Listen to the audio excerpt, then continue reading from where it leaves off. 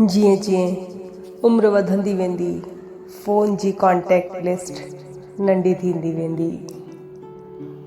सुकून उते कान मिलंदो जिते धन मिलंदो, सुकून उते मिलंदो जिते मन मिलंदो।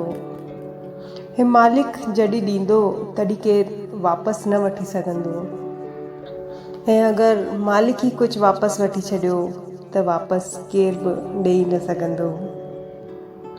मालिक त सभिनीनि खे हीरो ई ठाहियो आहे, चमकाइण असांजे पंहिंजे हथ में हूंदो आहे।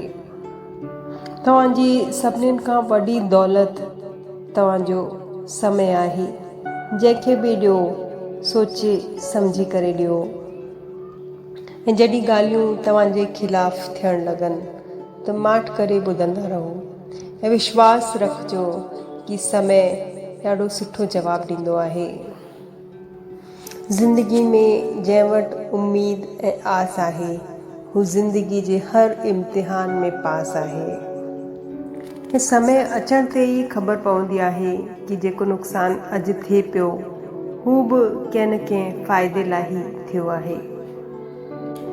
इंतज़ारु करण वारनि खे बसि ओतिरो ई नसीबु थींदो आहे जेतिरो कोशिश करण वारा छॾे ॾींदा आहिनि।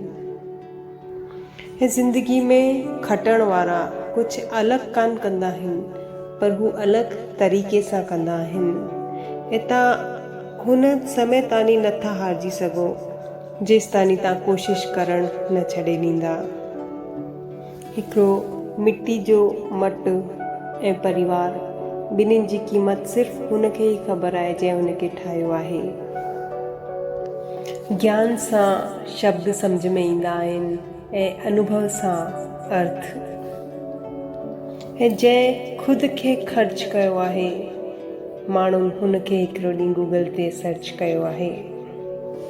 ज़िंदगी में अगरि कंहिंखे रोआरे करे हवन बि कराईंदा त हुनजो को मतिलबु कान थींदो। ऐं रोज़ु अगरि हिकिड़े माण्हू खे खिलायो त अगरबत्ती ॿारण जी बि ज़रूरत कान हूंदी आहे। त हमेशह खिलंदा रहो, खिलाईंदा रहो, कॾहिं पंहिंजे लाइ कॾहिं पंहिंजनि जे लाइ। जय झूलेलाल। अगरि सची ॻाल्हियूं पसंदि अचनि पियूं त वीडियो खे लाइक शेयर कयो, कमेंट कयो ऐं चैनल खे सब्सक्राइब